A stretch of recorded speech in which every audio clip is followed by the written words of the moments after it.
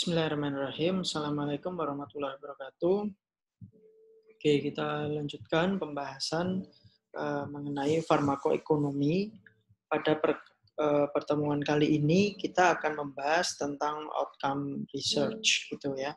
Seperti kemarin sebelumnya bisa dilihat di video-video sebelumnya bahwa di farmakoekonomi itu merupakan analisis dua dimensi, yaitu dimensi input yang merupakan biaya. Ya, kemarin kita sudah diskusikan bahwa biaya itu ada biaya langsung, biaya tidak langsung, biaya intangible, dan lain sebagainya. Bisa dilihat di video sebelumnya. Nah, dimensi yang kedua adalah dimensi outcome.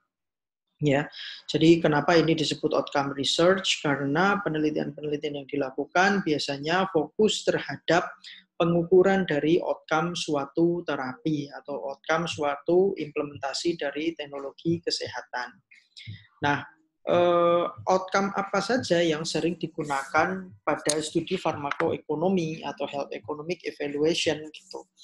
Ada beberapa jenis outcome yang sering digunakan. Nah, pada pertemuan kali ini kita akan membahas itu secara komprehensif. Oke. Nah, secara umum ada 3 jenis outcome yang sering digunakan dalam health economic evaluation atau farmakoekonomi, yaitu clinical, economic, dan humanistic. Clinical ini merupakan outcome yang berkaitan dengan outcome klinis secara langsung, sedangkan economic dan humanistic itu merupakan konversi ya, suatu luaran yang merupakan konversi dari outcome klinis seperti itu. Jadi jika kita ingin belajar farmakoekonomi, fundamentalnya adalah kita mengetahui tentang outcome klinis tersebut. Ya, jadi kita harus tahu outcome klinisnya apa, baru nanti kita bisa membahas tentang outcome yang lain seperti itu. Oleh karena itu, ya farmakoekonomi atau health economic evaluation itu merupakan pekerjaan yang sifatnya multidisiplin gitu. Ya, tidak bisa orang ekonomi saja yang melakukan evaluasi farmakoekonomi. Tidak bisa orang klinis aja yang melakukan evaluasi farmakoekonomi. Ya, kenapa? Misalnya orang ekonomi saja perlu mengetahui dulu tentang aspek-aspek klinisnya. Kemudian orang klinis juga perlu tahu tentang komponen biaya dan aspek-aspek biaya mana yang penting.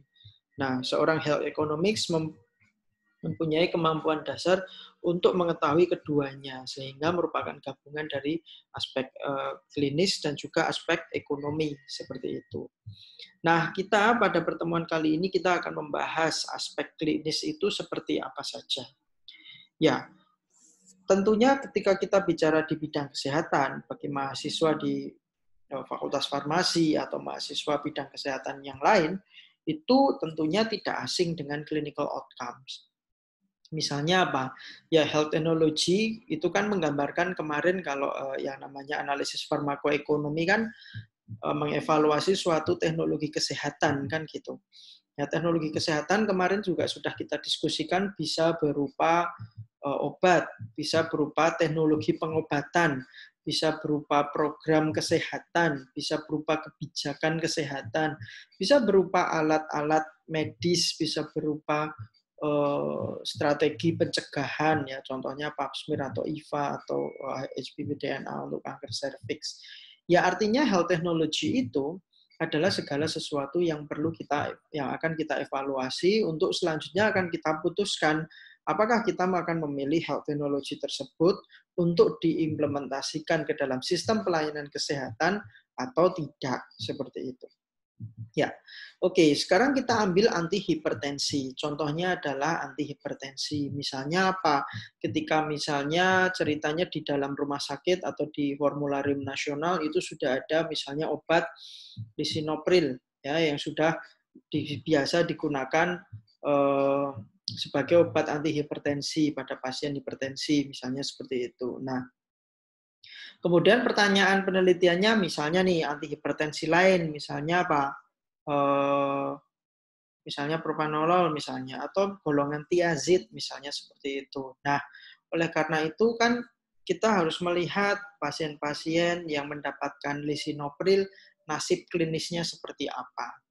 Kemudian kita juga harus melihat pasien-pasien yang mendapatkan golongan tiazid, itu nasib klinisnya seperti apa. Nasib klinisnya itu apa? Ya ini, clinical outcome-nya ini.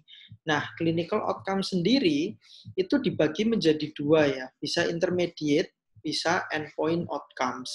Bedanya apa? Jika intermediate itu merupakan suatu parameter antara ya, atau outcome antara, yang bisa sih sebetulnya kita gunakan untuk menilai suatu efektivitas. Ya, misalnya apa tadi? Ya, orang kalau dikasih lisinopril kemudian tekanan darahnya berapa?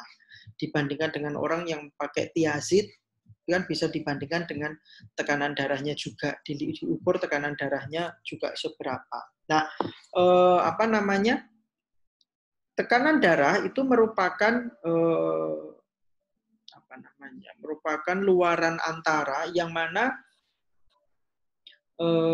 bisa digunakan untuk menilai efektivitas. Tetapi kenapa kok disebut antara? Karena itu belum akhir gitu. Maksudnya gimana? Contohnya begini. Contohnya antihipertensi, targetnya memang menurunkan tekanan darah. Nah, betul ya. Kalau tekanan darahnya turun, itu berarti obatnya efeknya manjur gitu. Tetapi apakah selesai di situ? Kan tidak. Karena apa? Tujuan dari terapi antihipertensi itu tidak hanya menurunkan tekanan darah. Ya, misalnya setelah minum tekanan darahnya turun, tapi setelah itu dia tidak patuh. Ya, dia hanya minum saat akan diperiksa saja. Nah, itu akan menjadi outcome antara karena ya kita tidak bisa memutuskan apakah obat itu efektif apa tidak. Nah, oleh karena itu akan ada parameter lain endpoint outcome yang dianggap jauh lebih bermakna dibandingkan dengan intermediate outcome, outcome antara. Ya. Kenapa lebih bermakna? Karena outcome endpoint itu dinilai lebih kelihatan, lebih nyata, lebih bisa dirasakan daripada intermediate outcome. Ya, dan itu bermakna secara klinis, makanya disebut endpoint outcome. Contohnya apa? Kalau orang penderita hipertensi ya, yang mendapatkan antihipertensi, kemudian diberikan obat antihipertensi ya, itu kemudian dilihat luarannya tidak cukup kalau menggunakan tekanan darah, tetapi perlu dilihat misalnya apa? Prognosisnya.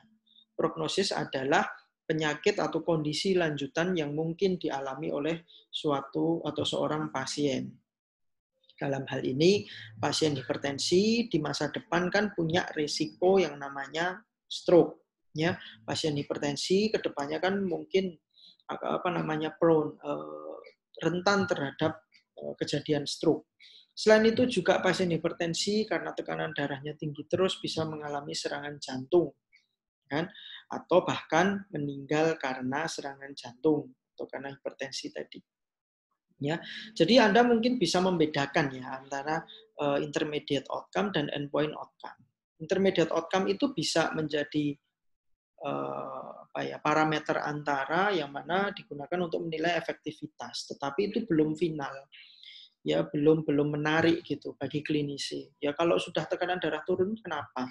Kan belum kelihatan secara klinis. Nah, tapi kalau misalnya sampai kejadian stroke atau serangan jantung itu kan jauh lebih bermakna, lebih clear, lebih hitam putih gitu, maksudnya lebih nyata gitu. Cuman memang gitu ya, ketika kita melakukan penelitian, kenapa kok intermediate outcome ini penting? Karena kalau kita mau melakukan penelitian dan kita harus menunggu endpoint outcome, kan waktunya yang tidak sebentar, ya waktunya lama, ya sampai misalnya orang berusia mulai kena hipertensi 40, mungkin dia kena stroke-nya umur 55, 59, 60 tahun. Kan tidak mungkin untuk bisa beberapa penelitian kan tidak memungkinkan ya untuk menunggu sampai outcome-nya itu keluar gitu ya kan. Nah, oleh karena itu butuh intermediate outcome ya, outcome antara yang digunakan sebagai sebagai proxy ya, sebagai penanda gitu bahwa kalau dia memang tekanan darah turunnya tekanan darahnya jauh lebih tinggi, mungkin efektivitasnya juga jauh lebih besar gitu. Meskipun saat penelitian belum ketahuan kejadian stroke maupun heart attack-nya. Jadi ini intermediate outcome ini juga penting gitu ya. Karena apa? Karena bisa digunakan sebagai data awal gitu untuk menilai apakah suatu health teknologinya itu berefek apa tidak. Seperti itu. Oke, contoh yang kedua adalah vaksinasi HPV. Ya, sebagai cerita, kanker serviks itu kan disebabkan oleh virus HPV, Human Papilloma Virus, ya, disingkat HPV. Nah, HPV ini dia menginfeksi melalui hubungan seksual, ya, bergonta-ganti pasangan, gitu ya, hubungan seksual yang tidak bersih, itu juga menjadi faktor risiko penyebaran infeksi. Nah, ketika infeksi itu terjadi berulang dan beberapa jenis virus itu bersifat kuat ya, atau dia sifatnya kuat gitu sehingga tidak bisa dibunuh dengan antibodi tubuh kita sendiri. Oleh karena itu butuh yang namanya vaksin. Ya, jadi ketika ada vaksin, nanti infeksi bisa dicegah sehingga kanker serviks di masa depan juga bisa dicegah. Nah, oleh karena itu, ketika kita ingin menilai antara efektivitas antara vaksin HPV yang satu dengan vaksin HPV yang lain, itu kita bisa menggunakan intermediate outcome. Apa intermediate outcome kalau vaksin? Ya berarti logikanya kalau misalnya ada orang diberi antigen ya, otomatis kan berarti yang muncul apa? Antibodinya. Antibodi yang spesifik terhadap antigen itu muncul apa tidak ya. Jadi intermediate outcome dari studi evaluasi terhadap health technology berupa vaksinasi HPV itu bisa berupa antibodi yang spesifik terhadap HPV. Nah, atau sering disebut immunogenicity. Jadi imunogen apa tidak, mampu menimbulkan respon imun apa tidak. Ya, tetapi kan respon imun itu bukan tujuan akhir, ya kan? Itu hanya antara saja. Nah, tujuan akhirnya apa? Ya kejadian kanker kan gitu. Jadi kejadian kanker serviksnya seberapa yang turun gitu ya. Jadi kalau misalnya ada pasien yang pada anak-anak biasanya vaksinasi ini diberikan pada anak yang belum melakukan hubungan seksual ya. Kalau di Indonesia kebetulan diberikan kepada anak kelas 5 SD. Ya, jadi nanti ketika sudah besar harapannya antibodi yang spesifik HPV sudah siap. Jadi kalau ada virus yang beneran masuk itu tubuh sudah siap. Ya, jadi ketika disuntik ya sudah dilihat misalnya dalam 6 bulan antibodinya muncul apa tidak. Jadi penelitiannya kan singkat ya, 6 bulan. Beda kalau kita harus menunggu endpoint outcome untuk vaksin HPV. Misalnya apa? Diberikan pada anak kelas 5 SD, muncul kanker serviksnya kan umur antara 30, 40, sampai 60 tahun. Berarti kan penelitiannya tidak mungkin untuk dilakukan kalau harus menunggu endpoint. Tapi kita bisa menggunakan data immunogenicity untuk memprediksi loh bahwa oh ternyata vaksin A misalnya seperti itu dia mampu meningkatkan antibodi secara signifikan dibanding orang yang tidak mendapatkan vaksin. Oh, berarti karena kita tahu mekanismenya kanker serviks itu harus kena infeksi dulu. Nah, kalau sudah antibodinya harusnya nanti bisa dicegah seperti itu. Ya, jadi endpoint outcome ini kita tidak perlu menunggu sampai akhir kalau misalnya ada intermediate outcome, khususnya pada penyakit-penyakit yang sifatnya kronis dan bertahun-tahun seperti itu. Ya. Kemudian contoh yang lain health teknologinya adalah antiretroviral, misalnya pada pasien HIV/AIDS ya. Ini untuk terapi. Ya, kalau hipertensi tadi untuk terapi, HPV ini untuk pencegahan, antiretroviral ini juga untuk terapi ya. Nah, untuk pasien-pasien yang menderita HIV, ya itu ketika diberi antiretroviral ada intermediate outcome-nya yang namanya dikasih obat, kan obatnya itu tujuannya untuk menekan viral load ya, atau meningkatkan antibodi juga ya, atau sistem imun. Nah, sistem imunnya karena dia bentuknya virus ya, yang keluar ya antibodi CD4, CD8 seperti itu. Ya.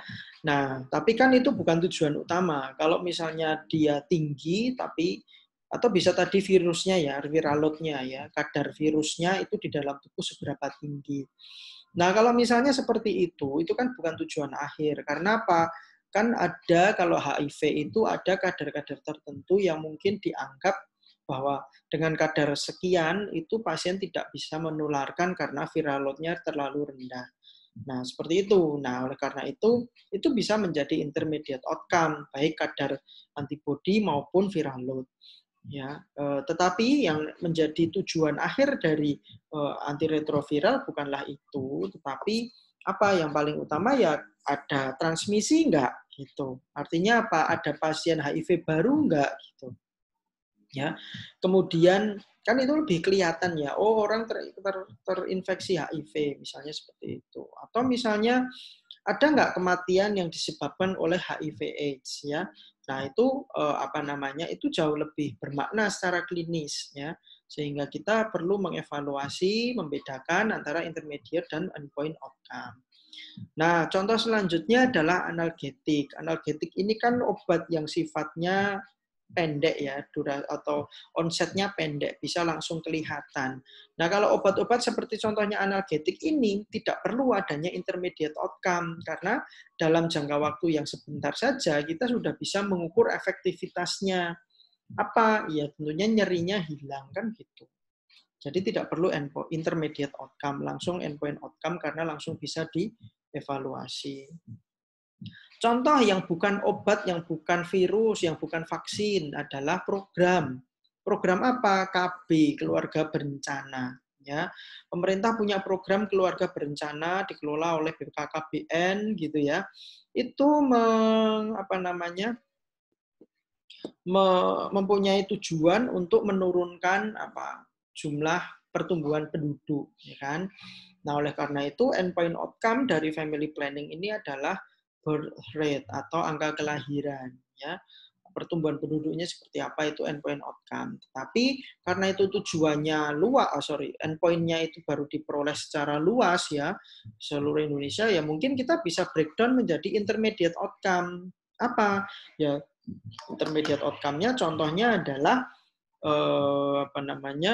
jumlah orang yang mendapatkan kontrasepsi. Kan kontrasepsinya disediakan gratis di puskesmas dalam bentuk IUD, KB, implan, dan lain sebagainya. Nah, itu bisa dijadikan misalnya penduduk wanitanya berapa persen yang menjadi akseptor KB.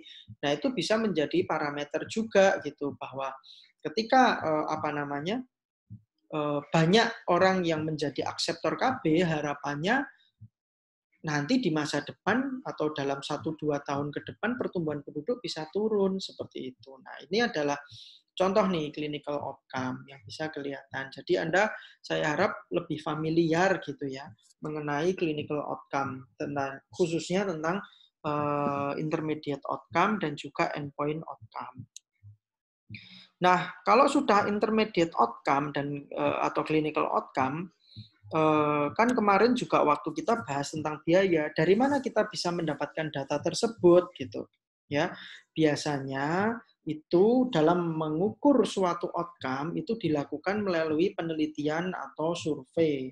Ya, nah bisa saja kalau misalnya Anda punya waktu untuk penelitian, bisa mengevaluasi outcome tadi, intermediate outcome maupun endpoint outcome. Misalnya apa? Efektivitas terapi antihipertensi pada pasien yang mendapatkan lisinopril dibandingkan dengan golongan thiazid misalnya kayak gitu, mana yang lebih efektif, mana yang tekanan darahnya lebih terkontrol. Atau misalnya kalau dilakukan secara observasional bisa juga misalnya mana yang mungkin jumlah kematiannya lebih rendah. Kalau datanya sudah lampau, sudah lama dilakukan secara retrospektif ya, itu bisa memungkinkan. Nah, oleh karena itu ini adalah metode-metode yang bisa digunakan ya, yang bisa digunakan untuk mengevaluasi outcome klinis tadi. Ya, kita bisa melakukan penelitian menggunakan case series atau case report. Kita bisa melakukan penelitian menggunakan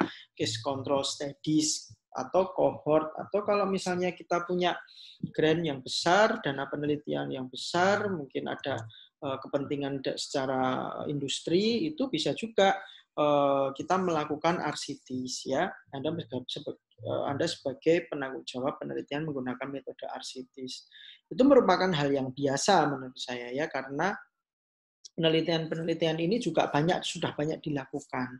Ya, artinya ini juga nantinya akan mendukung farmakoekonomi, karena farmakoekonomi tidak hanya mengenai biaya, tetapi outcome klinis ini juga penting seperti itu. Ya, nah oleh karena itu kita harus tahu kita nanti mau penelitian apa, masalahnya apa, ya kemarin sudah tentang prioritisasi juga, nah itu kita bisa menggunakan semua informasi itu untuk melakukan penelitian di bidang farmakoekonomi. Nah, itu tadi tentang clinical outcomes ya, di mana ada intermediate, ada endpoint outcomes yang membedakan antara satu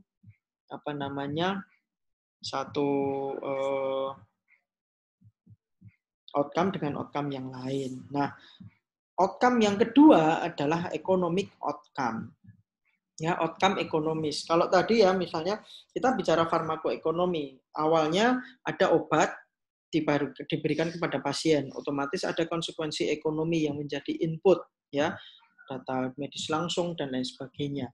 Tetapi kan di situ juga ada hasilnya. Ketika dia sudah dapat obat, tadi outcome klinisnya akan kelihatan ya, akan kelihatan outcome klinis, sehingga dari outcome klinis tadi biasanya kalau kita ingin mengkonversi ya, kalau kita ingin mengukur outcome-nya itu bukan sebagai outcome klinis, misalnya sebagai outcome ekonomis, ya itu kita bisa mengkonversi, kita bisa mendapatkan data outcome ekonomis dari mana dengan cara mengkonversi dari outcome klinis ya.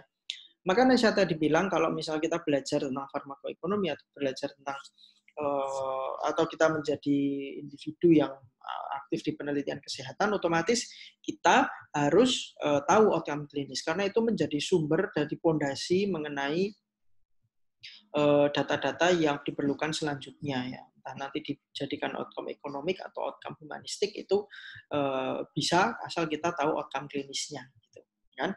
Oke. Ya, biasanya untuk outcome ekonomis itu dikonversi dari outcome klinis gitu. Ya, misalnya apa? Misalnya ini kebetulan penelitian tentang stroke, pasien stroke ya. Nah, dari sini kan ketahuan ya, misalnya di total ini kalau pasien yang diterapi menggunakan aspirin itu sekitar 2,5 juta. Kalau pakai yang sitikolin itu 11,4 juta misalnya kayak gitu. Oke, kita lihat satu saja. Oh, berarti nilai satu pasien stroke itu kan 2,5 juta misalnya kayak gitu. Oh, berarti kalau tadi pasien hipertensi, kemudian ada outcome klinisnya adalah satu stroke gitu ya. Berarti kalau kita bisa mencegah satu pasien stroke, nilai ekonomisnya adalah 2,5 juta. Artinya inputnya kita bisa ngitung kemarin ya, data biaya apa saja, outcome-nya juga kita bisa ngitung. Outcome-nya itu satu pasien 2,5 juta. Jadi kalau misalnya ternyata lisinopril ini menghambat, misalnya gini, pasien lisinopril mencegah atau pasien lisinopril dari 100 pasien ada 50 yang kena stroke. Sedangkan pasien yang golongan thiazid dari 100 pasien ternyata ada 70 yang kena stroke. Berarti kan lisinopril menghambat ada 50 yang nggak kena, kalau thiazid ada 30 yang nggak kena. Berarti selisihnya berapa? Selisihnya adalah 20 pasien stroke. Ya kan? Jadi secara klinis lisinopril jauh lebih baik karena dia mampu mencegah 20 orang agar tidak kena stroke. Ada 20% lebih baik gitu. Nah, kalau di ekonomisnya gimana? Nah, 20 orang tadi itu kalau satu orangnya 2,5 juta treatmentnya, berarti kalau 20 orang ya tinggal dikalikan 20 dikali 2,5 juta. Sekitar berapa? 50 juta. Jadi 50 juta itu merupakan biaya yang bisa dicegah ketika orang itu atau pasien itu pasien itu menggunakan lisinopril seperti itu. Jadi pencegahannya 50 juta. Nah, nanti tergantung dari dari input dia habis berapa, lebih banyak apa lebih sedikit gitulah. Nanti terus dibandingkan. Nah, itu akan kita bahas saat kita membahas tentang analisis farmakoekonomi. Ini juga sama, misalnya stroke juga, misalnya pasien stroke hemoragik, kalau iskemik itu 4,5 juta rata-ratanya biaya medis langsungnya ini ya, hemoragik 5,5 juta. Ya sama gitu.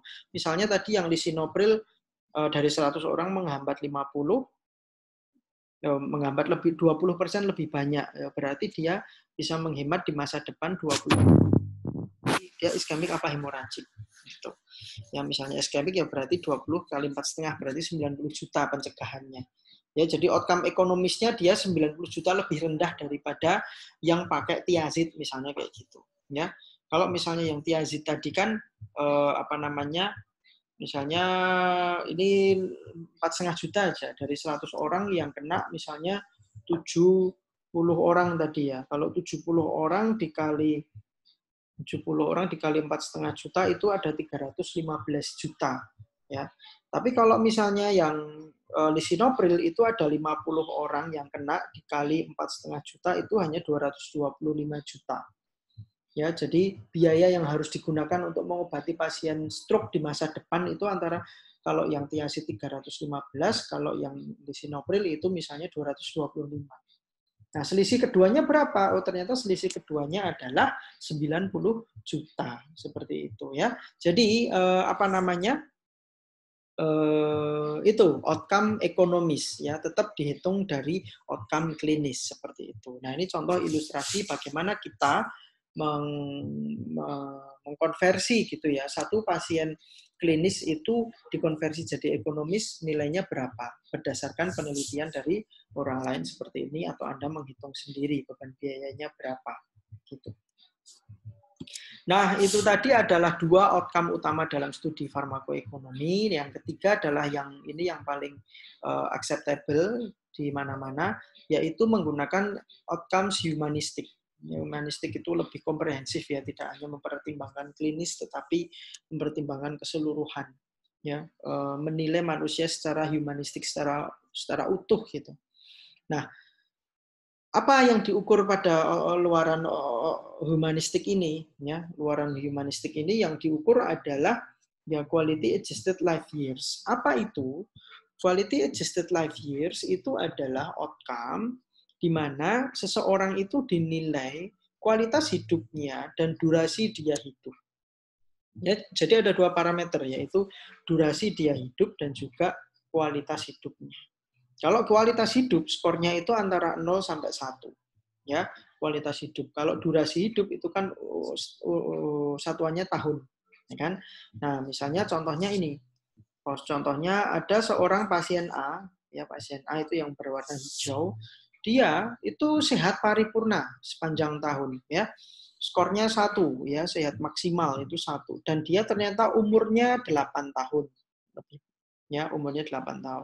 Tetapi ada seorang pasien B, ya, ketika dievaluasi dia sakit sehingga kualitas hidupnya cuma 0,7 ya, tengah-tengah antara 0,6 dengan 0,8. Jadi 0,7 ya. Tapi dia usianya itu jauh lebih panjang sampai 10 tahun gitu. Nah, sehingga skor utility-nya berapa? Skor utility-nya adalah 0,7 kali 10 yaitu 7. Nah, kalau misalnya yang A tadi, pasien A, dia skornya berapa? 1 dikali umurnya 8 tahun. Berarti 1 kali 8 adalah 8.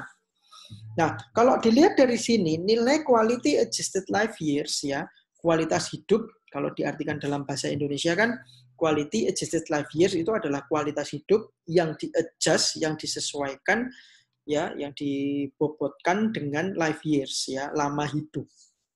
Makanya disebut quality adjusted life years. Nah, atau singkatnya disebut utility. Ya, jadi humanistic outcome, qualis, utility itu adalah suatu istilah yang sama, meskipun namanya berbeda-beda. Ya, seperti itu. Nah, A dan B itu berarti kalau dari sisi quality adjusted life years atau qualis, itu kalau disingkat nyebutnya qualis gitu ya, itu lebih bagus yang A secara teori. Kenapa? Skornya lebih tinggi, meskipun umurnya lebih pendek. Ya. Sedangkan B itu lebih rendah skornya karena dia sakit gitu, tetapi umurnya lebih panjang. Nah, ini kalau Anda milih yang mana gitu. Ya.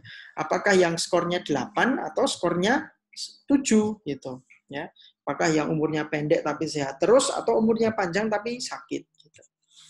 Nah, oke, lah ini sebetulnya kita peroleh dari mana gitu. Kita peroleh atau kita cara ngukurnya itu juga sama. Kalau tadi kan pasien stroke dinominalkan ya. pada slide sebelumnya kan pasien stroke dinominalkan. Satu pasien stroke itu sekitar 4,5 juta, atau sebelumnya ada 2,5 sampai 11 juta. Jadi artinya satu pasien dinilai dengan uang kalau economic outcome. Kalau humanistic outcome, satu pasien stroke dinilai dengan utility atau kualis ini. Caranya bagaimana? Kita menggunakan kuesioner ngukurnya.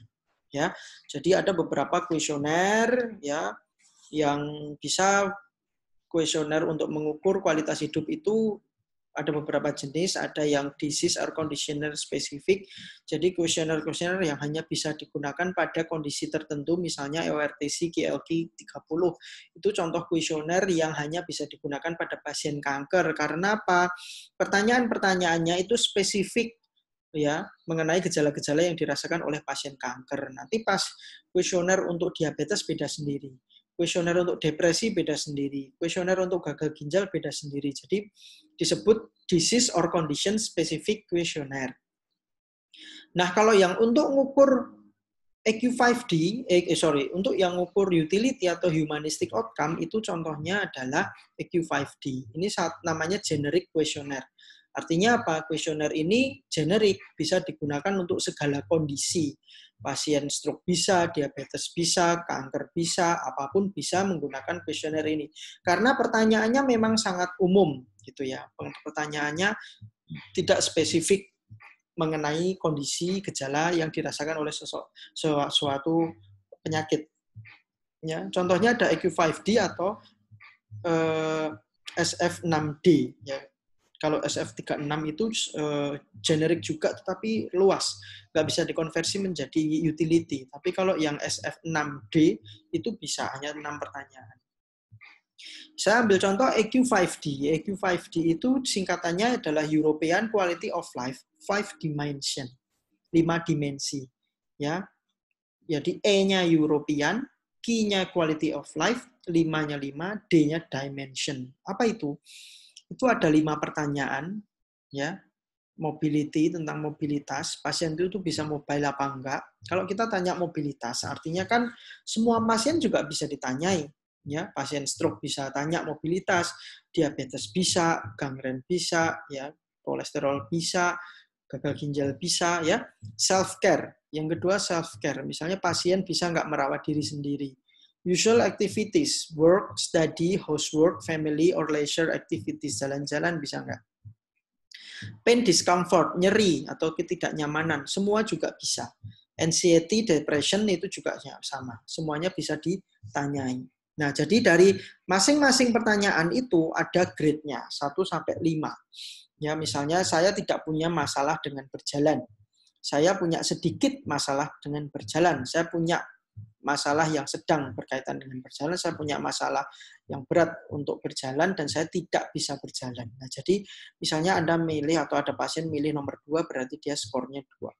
Dari situ ada 5 pertanyaan, berarti tinggal dilihat pilihannya mana saja. Ketika sudah dicek itu ada 21, 1, 3, 4. Nah, ini nanti kemudian ada value set namanya, atau semacam formula, rumus gitu. Ketika itu dimasukkan nanti akan ketemu angka antara 0 sampai 1 tadi yang menggambarkan kualitas hidup, quality adjusted life years dari seseorang.